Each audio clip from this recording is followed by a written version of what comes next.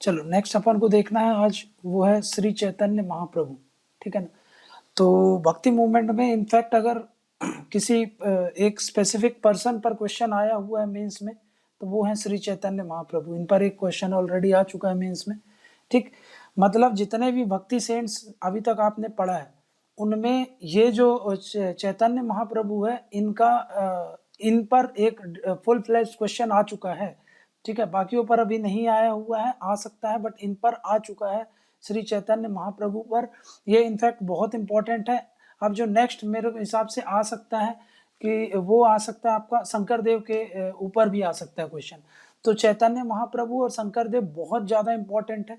चैतन्य महाप्रभु मतलब अभी मैं बोलूंगा कि भाई जितने भी भक्ति सेंट्स आपने अभी तक पढ़े हैं, अगर सही में किसी को गॉड का स्टेचर अगर मिला है, जिसको स्वयं लोग भगवान ही मानने लगे हैं, तो वो है आपके श्री चैतन्य महाप्रभु, ठीक है। मतलब मैंने आपको बताया ना, देखो गुरु नानक जी को भी फॉलो करने वाले पूरा एक सिख समुदाय, बहुत बड़ा इम्पैक्ट था गुरु नानक जी का, ठीक है। यहाँ पर वैसे ही यहाँ पे आपका श्री चैतन्य महाप्रभु का इतना ज्यादा इम्पैक्ट था कि इनको लोग क्या मानने लगे थे, इन्हीं को ही भगवान मानने लगे थे। समझ में गया कि श्री चैतन्य महाप्रभु ही भगवान है। वहां पर वो उनको भगवान नहीं मान रहे हैं गुरु नानक जी को, पर यहाँ पर तो इन्हीं को ही भगवान मानने लगे। मतलब इतना ज्यादा इनका इम्पैक्ट था और इतना ज्यादा इनका इन्फ्लुएंस था। समझ में गया।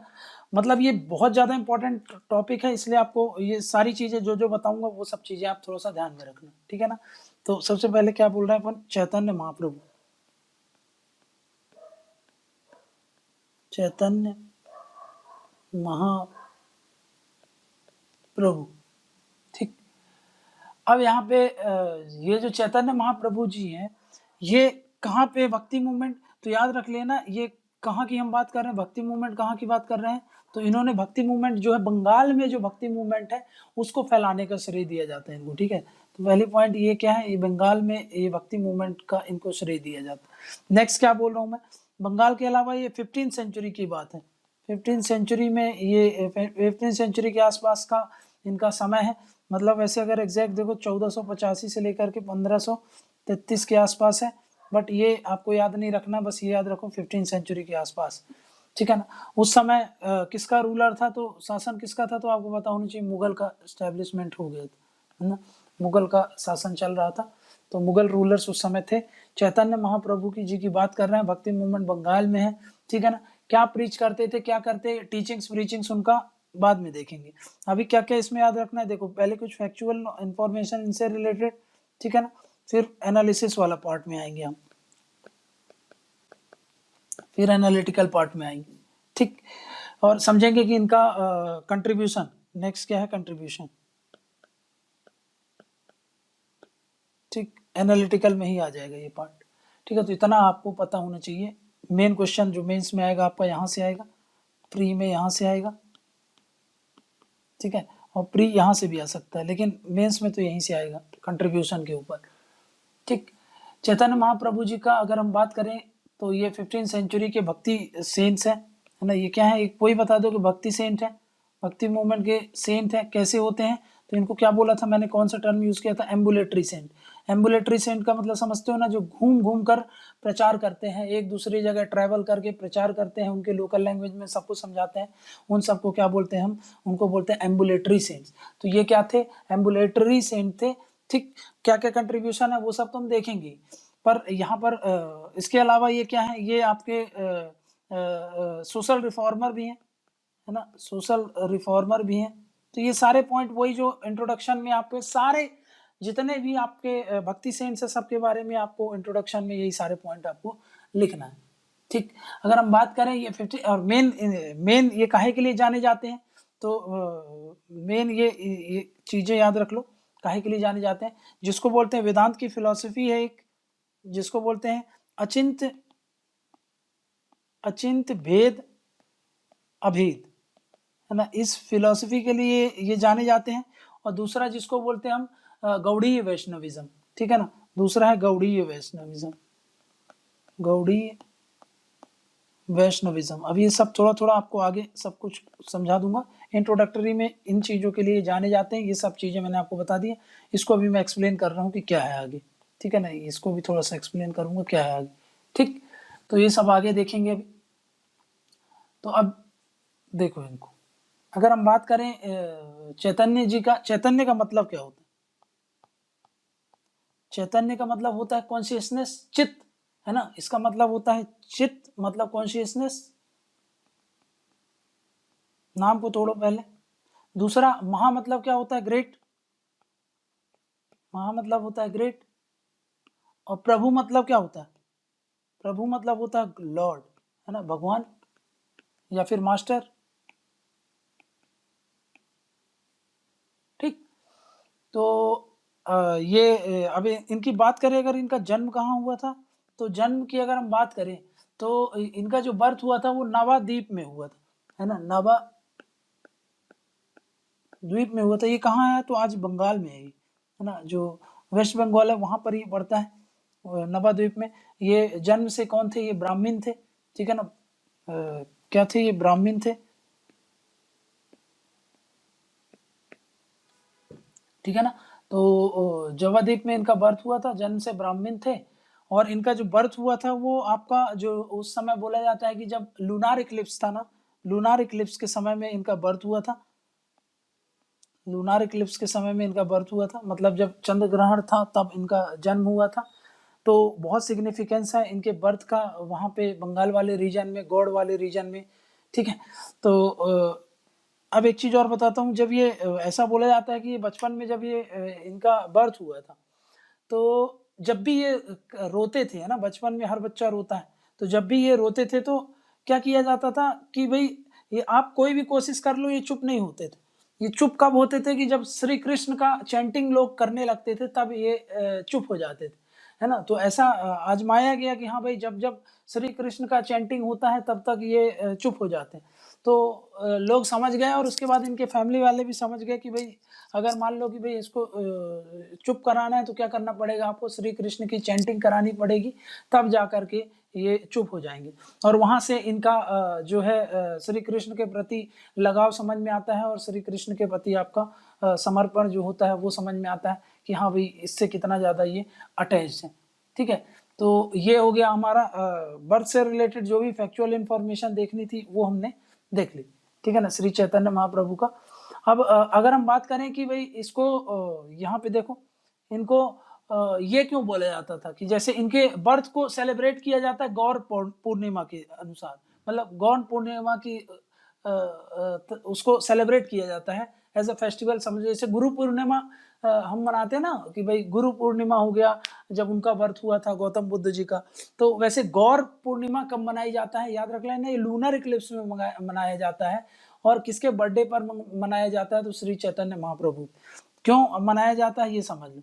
इनका बर्थडे जो है ना, ये बर्थडे है, बर्थडे उनका, बर्थडे को सेलिब्रेट किया जाता है एज अ गौर पूर्णिमा। अब गौर क्यों?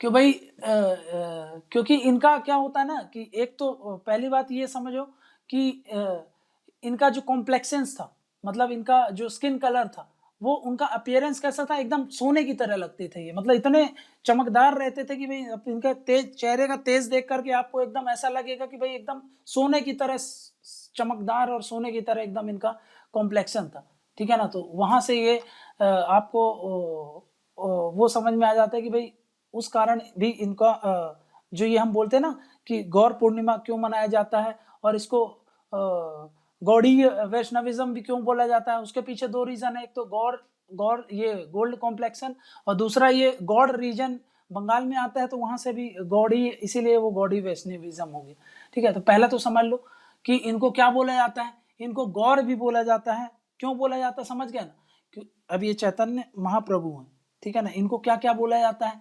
तो गौरंग बोला जाता है, गौरंग। गौरंग, रंग मतलब कलर होता है, कॉम्प्लेक्शन होता है। और गौर मतलब क्या होता है? या फिर गौर बोल लो आप। ये क्यों?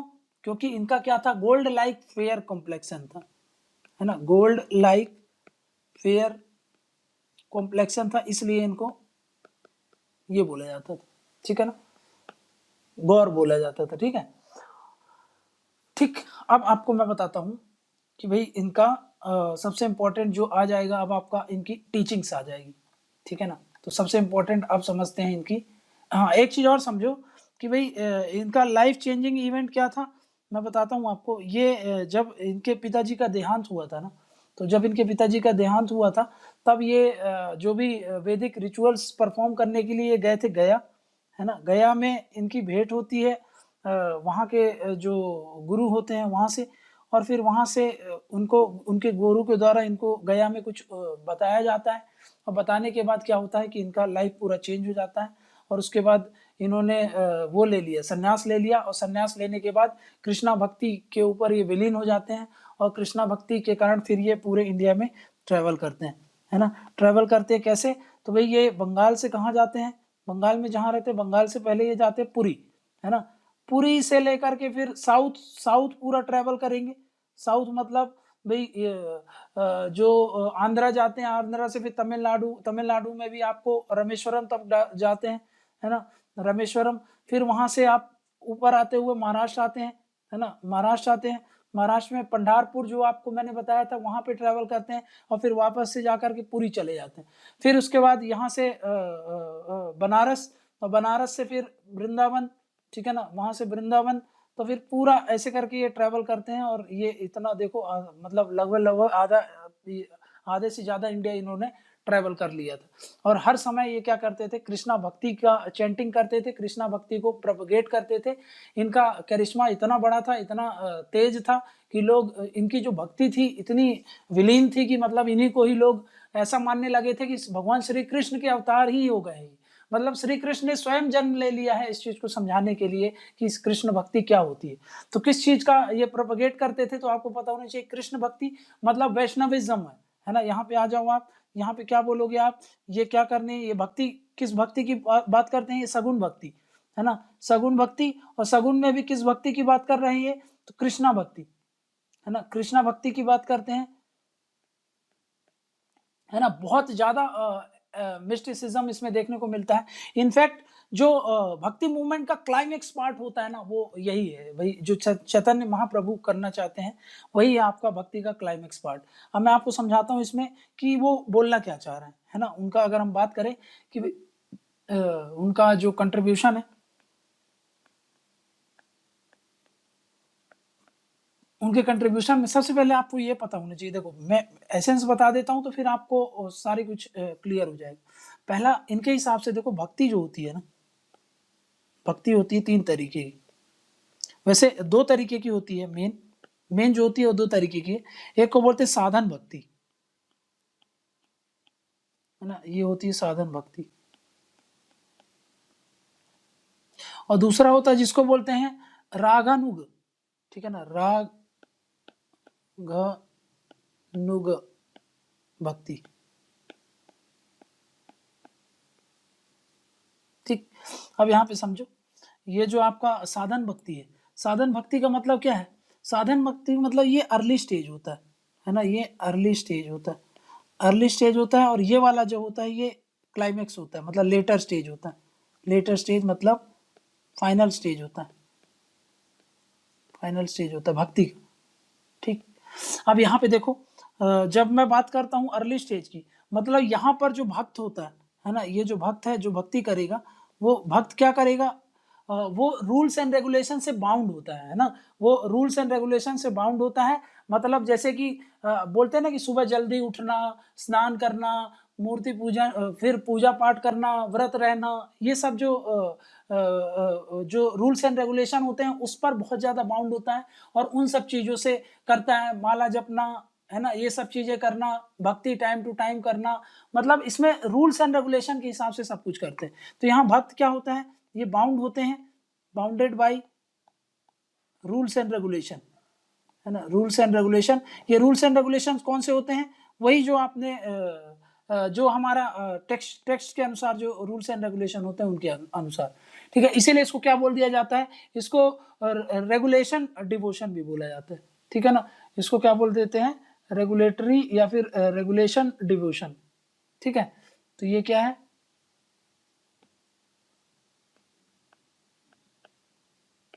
डिवोशन है, अर्ली स्टेज होता है। अब आप आ जाओ रागानुग भक्ति में क्या होता है, ये अर्ली नहीं है, ये कैसा होता है, स्पॉन्टेनियस डिवोशन बोला जाता है इसको, है ना, स्पॉन्टेनियस होता है, मतलब उठ जाएगा, अचानक से उठ जाएगा ये भक्ति। इसमें आप रूल्स एंड रेगुलेशन कुछ नहीं देखते हो। जैसे ये सब स्टेज कौन सा होता है, जैसे कि मीरा हो गई, है ना, उसमें उनके लिए कोई ये थोड़ी है, उनके लिए दिन रात एक बराबर होता है, पूरे समय भक्ति में विलीन रहते हैं। समझ में आ गया। यहाँ पर क्या होता है, लवर का, जैसे एक लव का वो होता है ना, कि भाई एक लवर्स के बीच में जैसा प्रेम होता है, दिन रात उनके लिए एक बराबर होता है, तो वैसे यहाँ पर रागानुग भक्ति में क्या होता है, स्पॉन्टेनियस यहाँ पर डिवोशन होता है, स्पॉन्टेनियस डिवोशन होता है, ठीक है ना। स्पॉन्टेनियस मतलब यहाँ पर not bounded by rules and regulation, ठीक है, तो ये आपको बताना चाहिए, नॉट बाउंडेड बाय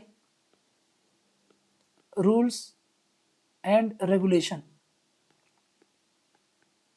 ठीक है ना, यहाँ पर रूल्स एंड रेगुलेशन से बाउंड नहीं होते हैं, ये पॉइंट आपको पता होना चाहिए। नेक्स्ट क्या बोल रहा हूँ, इसी में ही रागानुगम भक्ति में भी समझो, फाइनल इसका जो क्लाइमैक्स होता है ना, क्लाइमैक्स है, उसको बोलते हैं प्रेम भक्ति,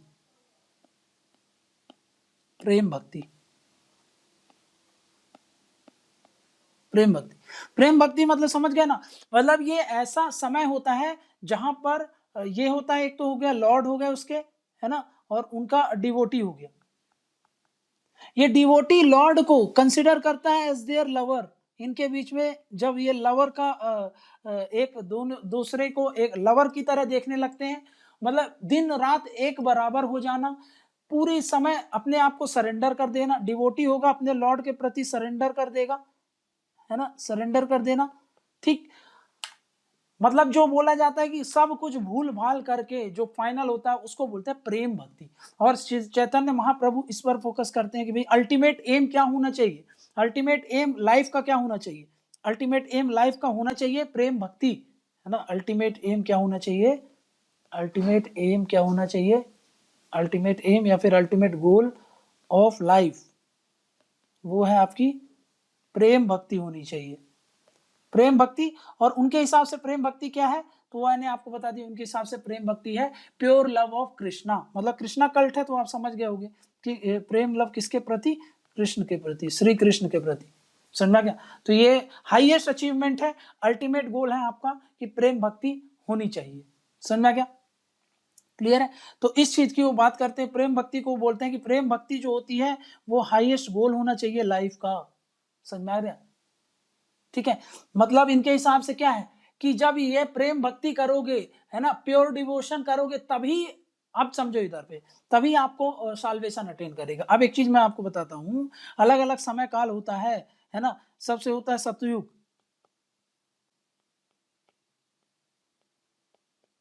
ठीक है, फिर आता है आपका त्रेता युग, त्रेता युग, फिर आपका आता है द्वापर युग, द्वापर युग, फिर आपका आता है कलयुग, है ना। मैंने आपको बताया था यहाँ पे डिफरेंट डिफरेंट मार्ग होते हैं, मार्ग फॉर साल्वेशन, है ना।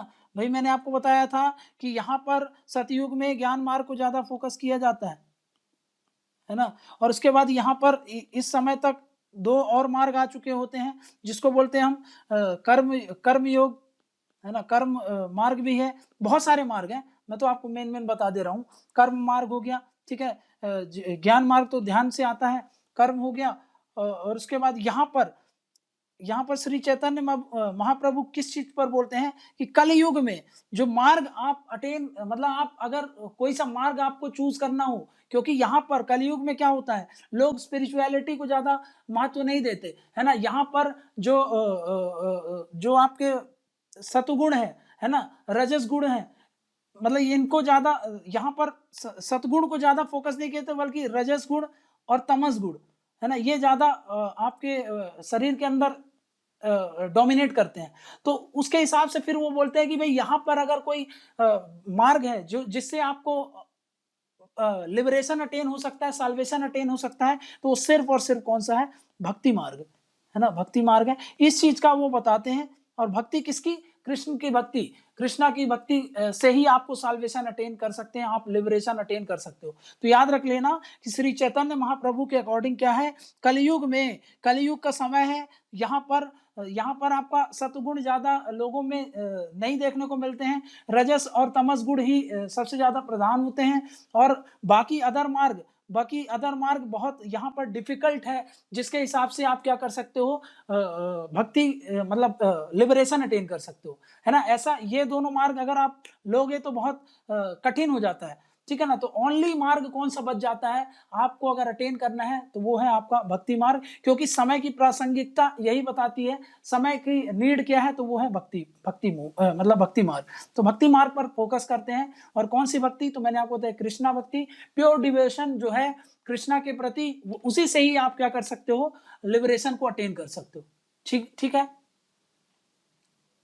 क्लियर है ना। तो ये बात आप थोड़ा सा दिमाग में रखना कि किस चीज पर वो फोकस करते हैं। नेक्स्ट क्या बोल रहा हूं, एब्सोल्यूट ट्रुथ क्या है, ये दूसरा पॉइंट हो गया मेरे हिसाब से। तो तीसरा पॉइंट देख लो आप, तीसरा पॉइंट, एब्सोल्यूट ट्रुथ क्या है, एब्सोल्यूट ट्रुथ है कृष्ण, है ना। भगवान कृष्ण ही एब्सोल्यूट ट्रुथ है, क्लियर है। तो भाई जो सुप्रीम एब्सोल्यूट ट्रूथ होता है पूरे विश्व का, मैंने आपको बताया था अल्टीमेट रियलिटी क्या होती है, तो वो होता है आपका ब्रह्म। तो ब्रह्म को ये किस रूप में देखते हैं, कृष्ण के रूप में देखते हैं, ठीक है ना। तो ये आपको पता होना चाहिए कि भाई एब्सोल्यूट ट्रूथ क्या है, कृष्ण, ठीक है ना। कृष्ण में ही दुनिया की सारी ऊर्जा जो आपको देखने को मिलती है, वो आपके अंदर जो ऊर्जा है जिससे पूरा दुनिया, पूरा ब्रह्मांड का संचालन होता है, वो सारी एनर्जी कहाँ पे है, कृष्ण से ही इमर्ज होती है ना। तो याद रख लेना। नेक्स्ट फोर्थ पॉइंट क्या है कि Krishna is endowed with all the energies. तो Krishna is endowed with all energies, ठीक है ना। कृष्ण ही सोर्स है सारे फॉर्म ऑफ रस, है ना। जो भी आप रस लेते हो जीवन में, उसका सोर्स क्या है, कृष्ण है, समझ में आएगा। जो रस हो गया, फ्लेवर हो गया, और क्वालिटी हो गई, स्पिरिचुअल आपके इमोशंस हो गए, इन सब का सोर्स क्या है, तो इनके हिसाब से वो कौन है, कृष्ण ही। तो क्या बोल दोगे आप, Krishna is the source of all रस,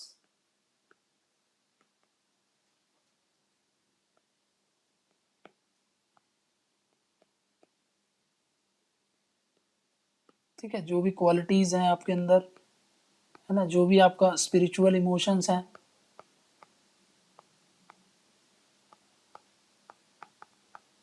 ठीक है, इन सब का सोर्स कौन थे, तो श्री कृष्ण को ही वो बोलते हैं, ठीक।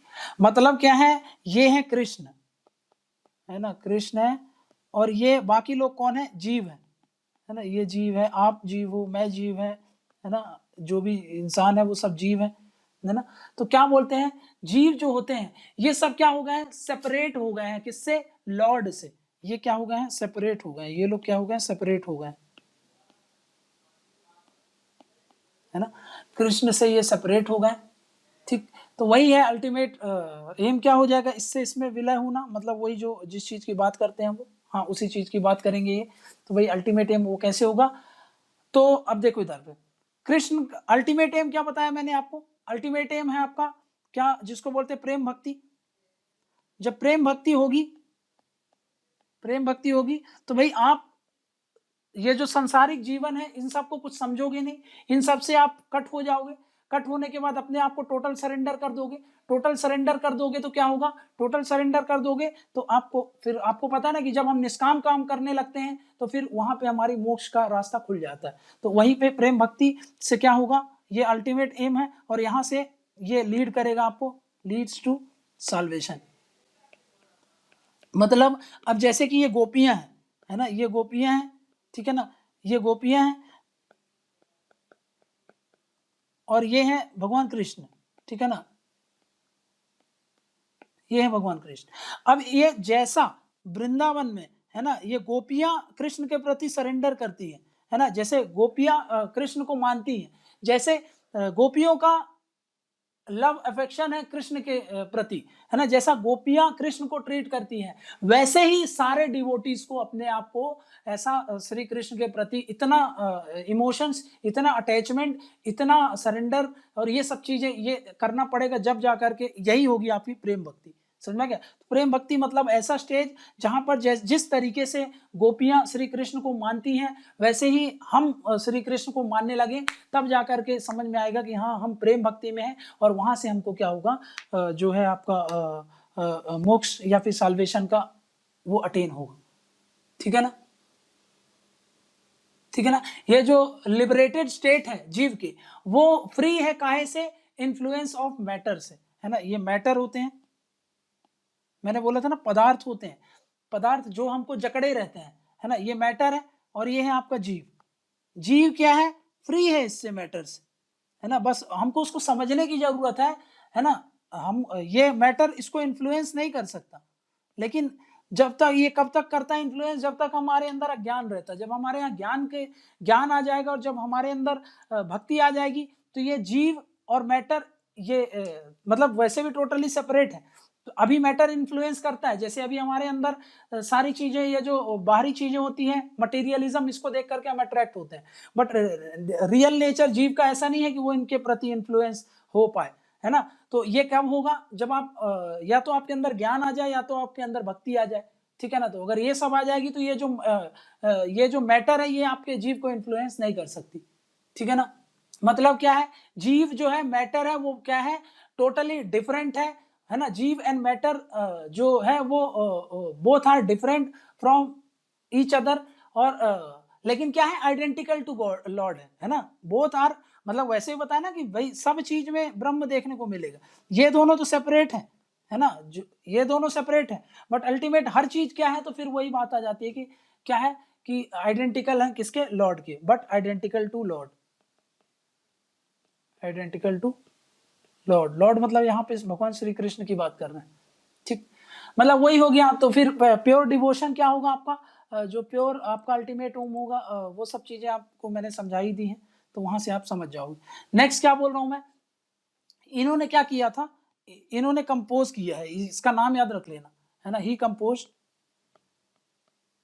ये बहुत इंपॉर्टेंट है, ठीक, जिसको बोलते हैं हम शिक्षा स्थकम। ठीक, शिक्षा स्थकम,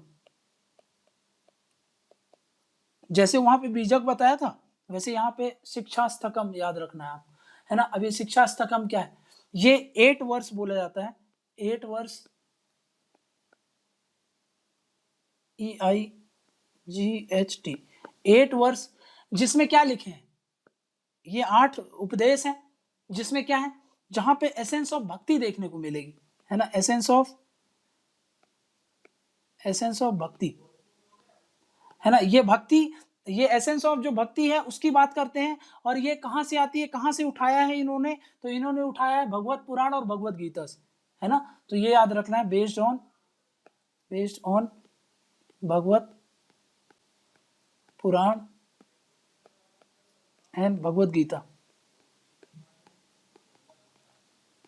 है ना? भगवत पुराण और भगवत गीता में बेस्ड है इनकी जो ये शिक्षा स्थकम है। 8 उसमें 8 उनके वर्ष हैं, वो भक्ति पर बेस्ड है, ये बात वो बताते हैं। और एक चीज वो ये बताते हैं कि भाई ये जो प्रेम भक्ति है ना, प्रेम भक्ति जो जिसकी मैं बात कर रहा था, बोल रहे थे कि ये आपको लाने की जरूरत नहीं है कहीं से, है ना? आपको लाने की जरूरत नहीं है, ये इनबिल्ट होता है ना? आपके अंदर ही होता है। बट वो कैसा होता है? वो कवर्ड होता है ना? कवर्ड होता है किससे? वही सारी चीज, मैटर हो गया, मैटर से जो आपका इन्फ्लुएंस है, जो आप यहाँ पे माया है, ये सब चीजों से इन्फ्लुएंस है। आपको अगर इस चीज को समझना है तो इसको क्या करना पड़ेगा? ये कवर्ड है, इसको अनकवर करना पड़ेगा, है ना? अनकवर्ड कर दो। वो कैसे आएगा? भक्ति वगैरह करने लगोगे आप, तो ये सब चीजें धीरे धीरे करके अनकवर्ड होगा तो प्रेम भक्ति में विलीन हो जाओगे, प्रेम भक्ति में विलीन हो जाओगे तो साल्वेशन आपको अटेन मिल जाएगा। ठीक है ना? इनकी जो टीचिंग्स है वो बहुत सिंपल है, सिंपल टू प्रैक्टिस है ना? और इनका यूनिवर्सल अप्रोच है। ठीक है ना? इनकी जो प्रीचिंग्स है वो बहुत सिंपल है और यूनिवर्सल अप्रोच। इनके हिसाब से एक समय आएगा, इनके हिसाब से एक टाइम आएगा जहां पर पूरी जो दुनिया है, मतलब पूरे अर्थ में सब जगह कृष्ण भक्ति पूरी तरीके से फैल जाएगी, है ना? इसका एक मैं आपको एग्जांपल देख के थोड़ा सा इसका प्रैक्टिकल रेलेवेंस समझाने की बात करता हूँ।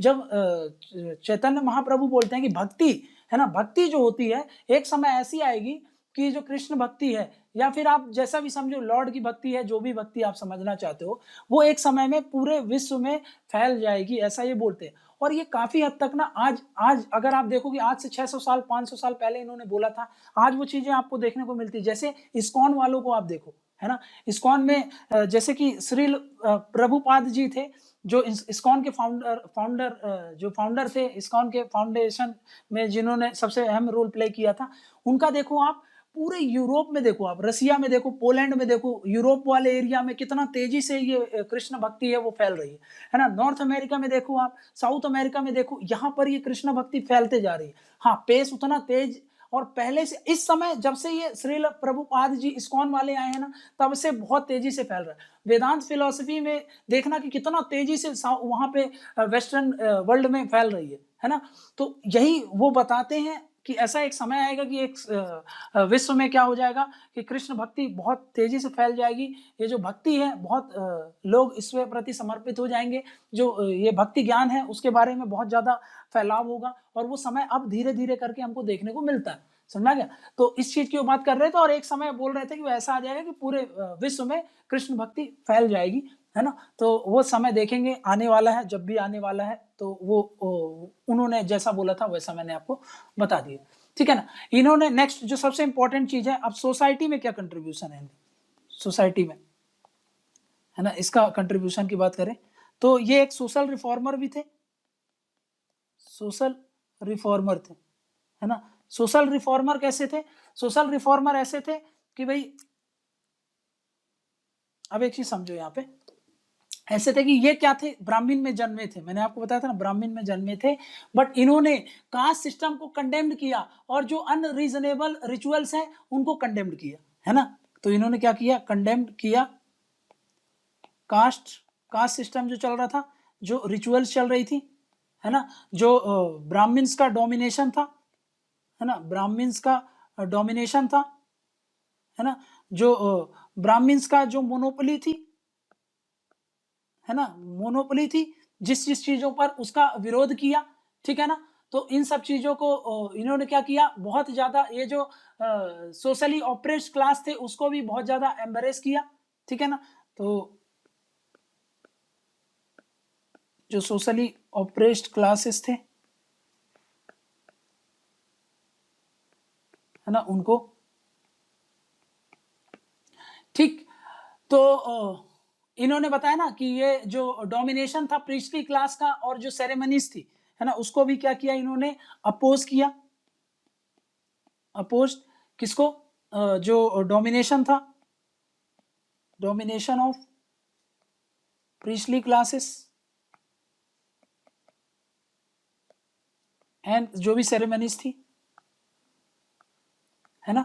नेक्स्ट क्या बता रहा हूं आपको कि भाई, ये इन्होंने पूरे central India, north India, south India, पूरे इंडिया में ट्रेवल किया था, है ना। पूरे इंडिया में ट्रेवल करके जो कृष्णा भक्ति है, हरि का जो जाप होता है ना, उसको इन्होंने जो फैलाया है ना। जो आपको बंगाल में, बंगाल और उड़ीसा में जो भक्ति का, यहाँ पे जो भक्ति हुई थी, है ना, उसमें एक तरीके से रेनेसा ला दिया था। मतलब जो बोल रहे हैं कि जो बहुत सारे पोएट्स हैं, है ना, ठीक है ना, उनमें क्या कर दिया इन्होंने, एक रेनेसा की तरह, रेनेसा मतलब समझते हो ना, रीबर्थ लेना, कल्चर का रीबर्थ लेना, उसको इन्होंने क्या कर दिया। जो बंगाल में बोल सकते हो आप, बंगाल और भक्ति में जो रेनेसा का पीरियड था, है ना, रेनेसा, रेनेसा काहे में, भक्ति में जो रेनेसा है, उसको इन्होंने यहाँ पे इतना ज्यादा प्रोपगेट किया था, ठीक है ना। तो ये चीजें भी आप बता सकते हो। इन्होंने पॉपुलराइज किया है कृष्णा चैंटिंग का, है ना, कृष्णा मंत्र का, ठीक है ना, कृष्णा का, कृष्णा लव का, कृष्णा डिवोशन का, इस चीज को पॉपुलराइज किया है बहुत ज्यादा नॉर्थ साउथ इंडिया में, ठीक है ना। बहुत ज्यादा इन्होंने इस पर फोकस किया है, ये बात आपको पता होनी चाहिए। और यहाँ पर एक चीज और मैं बताऊंगा आपको कि भाई, इनका जो इनफैक्ट ये जो कृष्णा भक्ति है ना, इतनी ज्यादा विलीन हो जाते थे, ये थर्ड स्टेज में थे जो मैंने आपको बताया, मतलब सेकंड का जो प्रेम भक्ति है, प्रेम भक्ति में विलीन रहते थे पूरे समय, इनको दिन हो या रात हो, हर समय कृष्ण भक्ति ही देखने को मिलती थी। कृष्ण भक्ति, इनसे इतना ज्यादा लोग इंस्पायर हो गए और जुड़ते गए, और जिसके कारण फिर बहुत ज्यादा इनके फॉलोवर्स बढ़ते गए, और इन्होंने क्या किया, पूरे समय सिर्फ ट्रैवल करते रहे और कृष्ण भक्ति के बारे में जागरूकता बताते रहे, अपनी टीचिंग्स होती हैं, अपने प्रीचिंग्स को फैलाते गए, और इस तरीके से एक नया वैष्णविज्म का चालू होता है, जिसको हम बोलते हैं गौड़ीय वैष्णविज्म, समझ का, जिसको हम चैतन्य वैष्णविज्म भी बोलते हैं। ठीक है, तो ये अब हम देख लेते हैं इसको थोड़ा सा और, कि थोड़ा सा इसको और समझ करके इसको कंक्लूड कर लेते हैं। 10 मिनट और लगेंगे, फिर इसको अपन कंक्लूड कर देते हैं। अब देखो, जो श्री चैतन्य महाप्रभु जी हैं, इनकी जो फिलॉसफी है वो काहे पर बेस्ड है। इनकी फिलॉसफी जो है, इनकी जो फिलॉसफी है वो बेस्ड है काहे पर, बेस्ड ऑन वेदांत, है ना, वेदांत फिलॉसफी, है ना, जो कि खुद क्या है, तो मैंने आपको वेदांत फिलॉसफी मतलब उपनिषद का ज्ञान, है ना, उपनिषद का ज्ञान। ठीक है, तो इनकी जो फिलॉसफी है उसको हम क्या बोलते हैं, वेदांत फिलॉसफी। इनका जो वेदांत फिलॉसफी उसको बोलते हैं अचिंत्य भेद भेद, अचिंत्य भेद अभेद, है ना। ठीक, अचिंत्य मतलब क्या होता है, अचिंत्य मतलब होता है इनकंसीवेबल, अचिंत्य मतलब क्या होता है, इनकंसीवेबल, मतलब जो समझ के परे होता है। भेद मतलब क्या होता है, तो आपको पता ही है भेद का मतलब, है ना, भेद का मतलब आप जानते हो, मतलब डिफरेंस, है ना, मतलब इनका क्या होता है, डिफरेंस, इसका मतलब तो यही होता है भेद का मतलब, और भेद मतलब नॉन डिफरेंस। तो अब ये जो फिलॉसफी है, ये अपन सेपरेट फिलॉसफी वाले एंगल में देखेंगे, वहां पर आपको बहुत सारी वेदांत फिलॉसफी बतानी है मेरे को। मैंने आपको 2 चीज बता दी है ऑलरेडी, कौन कौन सा, 3 चीज बता दी है, द्वैतवाद, अद्वैतवाद और ये विशिष्ट अद्वैतवाद, और ये है आपका अचिंत्य भेद अभेद, और एक बच जाएगा आपका नियो वेदांत, ठीक है ना, नियो वेदांत। तो वो सब अपन सेपरेट उसको देख लेंगे, ठीक है ना। बट अभी आपको क्या पता होना चाहिए, यहाँ पर फिलोसफी क्या है, तो आपको मैंने बता दिया कि भाई अचिंत्य भेद भेद मतलब यहाँ पर क्या होता है, अचिंत्य भेद भेद मतलब क्या होता है, भेद अभेद, अभेद मतलब होता है क्या, तो मैंने आपको बताया अभेद मतलब होता है नॉन डिफरेंस, है ना, इसका मतलब होता है नॉन डिफरेंस, और इसका मतलब होता है डिफरेंस, ठीक है ना। ये तो इनकी फिलॉसफी के बारे में आप बता दोगे, प्लस इनका जो ये था ना, इनका जो भक्ति है ना, इस इनकी जो भक्ति है उसको किस नाम से जाती है, ये जो भक्ति ट्रेडिशन है, इनका जो भक्ति ट्रेडिशन उसको हम बोलते हैं Gaudiya Vaishnavism, Gaudiya Vaishnavism, Vaishnavism. तो 2 रीजन इसके पीछे, गौड़ मतलब समझ गया ना, गौड़ मतलब हो गया आपका, गौड़ एक रीजन है बंगाल में, उसके आधार पर, और दूसरा ये भी आप जानते हो, इसको बंगाली वैष्णविज्म भी बोलते हैं, याद रख लेना, बंगाली वैष्णविज्म, इसको चैतन्य वैष्णविज्म भी बोलते हैं।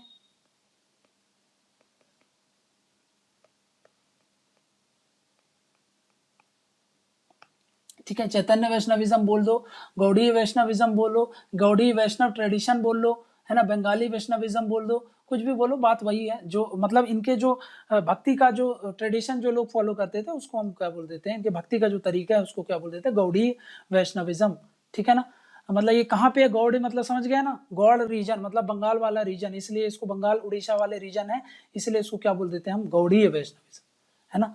तो ये काहे पर फोकस करते हैं, तो वही बता दिया आपने ना, कि फोकस ऑन डिवोशनल भक्ति ऑफ राधा एंड कृष्णा, मतलब कृष्ण के इर्द गिर्द जो भक्ति है उसी की ही बात करते हैं, है ना। ये चीजें आप बता दोगे, इनकी जो टीचिंग्स है उसके बारे में आप बता दोगे, और इनका जो चैतन्य का कंट्रीब्यूशन है ना, वो जो इंडियन फिलोसफी को अपकमिंग ईयर्स में भी बहुत ज़्यादा क्या कर रही थी, दिशा देती गई और उनको इंस्पायर करती गई। बहुत सारे जो इनके बाद के फॉलोवर्स हैं, बहुत सारे पोएट्स होते हैं, इनसे ज़्यादा इन्फ्लुएंस हुए थे वो। और एक चीज़ और बताता हूँ मैं आपको कि भाई इनका जो ये है ना, तो एक तो सोसाइटी में आपने वो बता दिया, प्लस एक बहुत इंपॉर्टेंट जो चीज़ है, ये फोकस करते थे ट्रूथ एंड नॉन वायलेंस में, है ना। ट्रू वैष्णव अगर है कोई, एक ट्रू वैष्णव है ना, ट्रू वैष्णव है, तो वो क्या करेगा, है ना, ट्रू वैष्णव की अगर मैं बात करूं, तो उसकी जो लाइफ होगी, है ना, इसकी जो लाइफ होगी वो कैसी होगी, हमेशा ट्रुथ से भरी होगी, और नॉन वायलेंस की बात करते हैं। तो जो आप बोलते हो कि गांधी जी का कंट्रीब्यूशन ट्रूथ एंड वायलेंस में है, उसके बाद जैसे कि उनके पहले किसी ने इस पर फोकस ही नहीं किया था, तो ये गलत है। ट्रूथ एंड नॉन वायलेंस पर ये इनफैक्ट जो ये फिलॉसफी है, ये खुद कहाँ पे बेस्ड है, तो आपको पता है, ये तो जैन की जो हमारी वैदिक टेक्स्ट हैं, वैदिक टेक्स्ट भी सबसे पहले इसी पर ही फोकस करती हैं। बोलते हैं ना, हिंसा परमो धर्म, बोलते हैं कि अहिंसा परमो धर्म, ठीक है ना, परम धर्म क्या होना चाहिए, अहिंसा। वहीं पर जैन की बात करें, जैनिज्म में, तो जैनिज्म में भी क्या होता है, जैनिज्म में भी ट्रूथ एंड नॉन वायलेंस पर बहुत ज़्यादा फोकस किया गया है। वही चीज़ यहाँ पर ये जो चैतन्य महाप्रभु है, ट्रूथ एंड नॉन वायलेंस को इतना ज़्यादा फोकस करते हैं। बाद में इन सब चीज़ों से ही आपका गांधी जी भी इसको फॉलो करते हैं, ठीक है ना। और ये बात आपको पता होनी चाहिए, ये इस पर बहुत ज़्यादा फोकस करते हैं। तो सोचो समाज में कितना ज़्यादा इम्पैक्ट डाल रहा होगा ये। समझा कि जब कंट्रीब्यूशन पूछेगा तो ये तो इनफैक्ट बहुत सबसे मतलब प्रधान पॉइंट हो गया ये आपका, ठीक है ना, कि सबसे प्रधान में आपको यही लिखना चाहिए, ठीक है। नेक्स्ट क्या बोलता हूँ, एक और चीज बता दूं, इनका कंट्रीब्यूशन है टुवर्ड, इन्होंने सिविल डिसोबीडियंस मूवमेंट चालू किया था। जो आप बोलते हो ना सिविल डिसोबे करना, तो ये गांधी जी से पहले आ चुका था सिविल डिसोबीडियंस मूवमेंट। कैसे आया था मैं आपको बताता हूँ।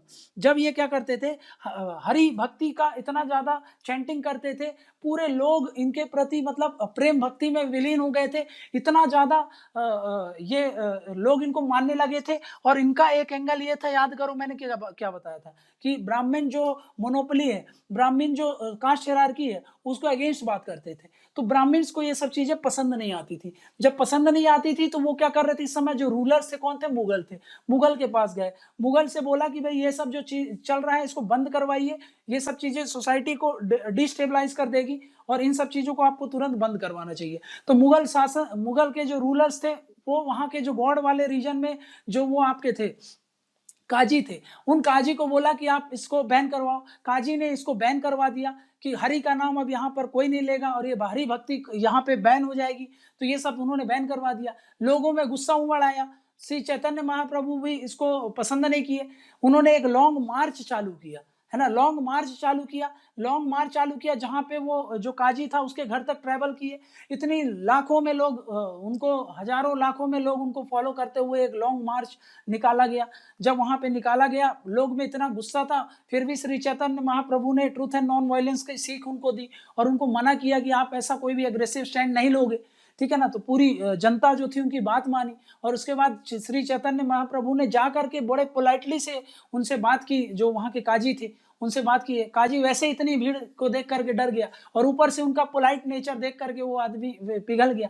और उन्होंने कभी इतना सोचो, वो एक काजी है और वहां पर इतना ज्यादा उससे इन्फ्लुएंस हो गया, इतना ज्यादा उनको मानने लगा और वो उसने क्या करा, वहां पे फिर ये जो बैन था उसको लिफ्ट कर दिया। तो ये लिफ्ट कर दिया और उसी दौरान श्री चैतन्य महाप्रभु ने ये बोला था, उन्होंने जब बोला ना कि बैन कर दो, तो श्री चैतन्य महाप्रभु ने अपने जो भी उनके फॉलोअर्स थे उन सब से ये रिक्वेस्ट की थी कि भले ही वो कुछ भी बोले, आपको ये सब चीजें नहीं मानना है, आपको स्टेट का जो डायरेक्शन है उसके अगेंस्ट जाना है, मतलब हरी चैंटिंग करना चालू रखना है, मतलब उनकी बातों को डिसओबे करो, आप ओबे मत करो, डिसओबे करो। तो यहीं से सिविल डिसोबीडियंस मूवमेंट था वो एक तरीके का श्री चैतन्य महाप्रभु ने चालू करके दिया था, ठीक है ना। तो श्री चैतन्य महाप्रभु का एक क्रेडिट ये भी बता देना आप कि उन्होंने सिविल डिसोबीडियंस मूवमेंट का इंपॉर्टेंस इंडिया के जो आने वाले जो नेशनल मूवमेंट है उस पर एक छाप छोड़ के गया था, ठीक है ना। कि भाई उन्होंने बताया था कि भाई रूलर से, स्टेट से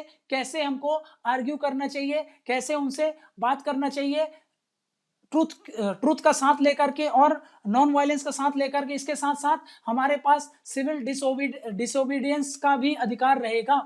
ये चीजें उन्होंने देश को देने का बात किया है, देश को दी है, समझ का। तो कंट्रीब्यूशन आए, इसीलिए बोल रहा हूँ कि सबसे ज्यादा इंपैक्ट अगर जितने भी भक्ति मूवमेंट में आप देखोगे ना, इतना ज्यादा इन्फ्लुएंस हो गए थे लोग कि इनको स्वयं श्री कृष्ण का अवतार ही मानने लगे थे। इन्होंने भक्ति और इसका भक्ति और समाज में जो भी सामाजिक एलिमेंट्स होते हैं उनको बड़े अच्छे से बैलेंस बना करके, सारी चीजों पर ध्यान दे करके बहुत अच्छे से भक्ति मूवमेंट को कैरी ऑन किया था, ठीक है ना। तो याद रख लेना कि truth and non violence, civil disobedience movement, simplistic way of life, है ना, और जो continuance of bhakti ideology of social liberation की भी बात करते हैं भक्ति आइडियोलॉजी को कनेक्ट करके, ठीक है ना। और उन्होंने ये जो कास्ट सिस्टम था उसको डिनाउंस किया था। उन्होंने यूनिवर्सल ब्रदरहुड की बात की थी। एक चीज और समझो, यूनिवर्सल ब्रदरहुड की बात करती थी, यूनिवर्सल ब्रदरहुड की बात की थी उन्होंने। इसमें वो क्या बोलते हैं, इसमें वो बोलते हैं कि भाई हर व्यक्ति, हर रिलीजन का व्यक्ति, ऑल रिलीजन के व्यक्ति, है ना, हर कास्ट के व्यक्ति, ठीक है ना, हर सेक्स, मतलब जैसे कि आप बोलते हो मेल फीमेल कोई भी हो सकता है है ना। हर कोई भक्ति के मार्ग से लिबरेशन को अटेन कर सकते हैं, इसमें कोई मोनोपोली नहीं होती है, समझ में आ गया। हर कोई व्यक्ति क्या कर सकता है, मोक्ष को अटेन कर सकता है, लिबरेशन अटेन कर सकता है। और इसीलिए उन्होंने जो डोमिनेशन था प्रीस्टली क्लास का काय पे, ये जो सेरेमनीज और रिचुअल्स पर, और जो वो बोलते थे कि ये लोग लिबरेशन नहीं अटेन कर सकते, इन सब चीजों को डिनाउंस किया है। और उन्होंने सगुण भक्ति को लेकर के एक बोला है कि आप लिबरेशन अटेन कर सकते हो भक्ति मार्ग का यूज करके। और कलयुग में भक्ति मार्ग ही एक ऐसा मार्ग है जिससे आप सटीक रूप से मोक्ष की प्राप्ति कर सकते हो। इसका इतना ज्यादा इम्पैक्ट हुआ कि जो मुस्लिम्स हैं, इवन मुस्लिम्स ने भी इनको अडॉप्ट किया। जैसे मैंने आपको बताया ना, कबीर ने सूफीज का बहुत सारा चीजों को अपनाया, सिखिज्म में भी सूफीज के बहुत सारी चीजों आइडियाज को अपनाए। वैसे मतलब इस्लाम में भी, मतलब इस्लाम ने भी ये जो श्री चैतन्य महाप्रभु हैं उनको इतना ज्यादा सम्मान दिया और उनकी आइडियाज और उनके जो टीचिंग्स थी उसको अपनाया। इवन उनके एक डिसाइपल थे, उन्होंने भी वो एक मुस्लिम डिसाइपल थे, मुस्लिम थे वो, फिर भी चैतन्य महाप्रभु के वो डिसाइपल बनते हैं, समझ में क्या। तो इतने सारे पॉइंट चैतन्य महाप्रभु के बारे में आपको मैंने बता दिया। ओवरऑल कैसा भी क्वेश्चन आए आपको उनके कंट्रीब्यूशन में सोसाइटी में, वो सब चीजें आप बता दोगे, है ना। लव, उनकी जो टीचिंग्स थी वो लव के अराउंड घूम रही थी, इंटेंस लव टू किसके, डिवाइन गॉड के प्रति, है ना। उन्होंने बहुत ज्यादा कीर्तन, हाँ कीर्तन बड़ा बहुत कंट्रीब्यूशन था उनका। जो भजन करने का तरीका था, कीर्तन को बहुत ज्यादा बढ़ावा दिया। कीर्तन करते थे और नाचते थे, है ना, डांस करते थे। मतलब जैसे सूफिज्म में याद करो, सूफिज्म में फना हो जाते हैं ना, सूफिज्म में कंसेप्ट होता है जिसको बोलते हैं हम फना हो जाना। और म्यूजिक का बड़ा ज्यादा वहां पर कंसेप्ट होता है जो बाद में कव्वाली के रूप में डेवलप होती है। रक्स, जिसको पहले रक्स बोलते थे, ठीक है ना। तो इन सब चीजों का समा बनता था, म्यूजिकल गैदरिंग होती थी जिसको हम समा बोलते हैं, है ना। और समा मतलब होता है म्यूजिकल गैदरिंग।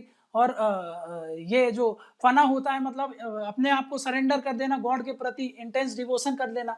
वैसे यहाँ पर भजन करना, कीर्तन करना और डांस करना, सूफीज में भी देखते हो ना कि भाई फना होकर के घूमते हैं, नाचते हैं। वैसे यहाँ पर भी आप देखना कि भाई घूमते हैं, कीर्तन करते हैं, नाचते हैं। ये सारी चीजों इन्होंने ये स्पेशल फीचर होता है गौड़ी वैष्णविज्म, ठीक है ना। तो ये सारी चीजें याद रख लेना, ठीक है ना, कि आप सिर्फ गाना गा करके मतलब आपको जरूरी नहीं है कि बड़ी बड़ी स्क्रिप्चर्स पढ़नी पड़ेगी।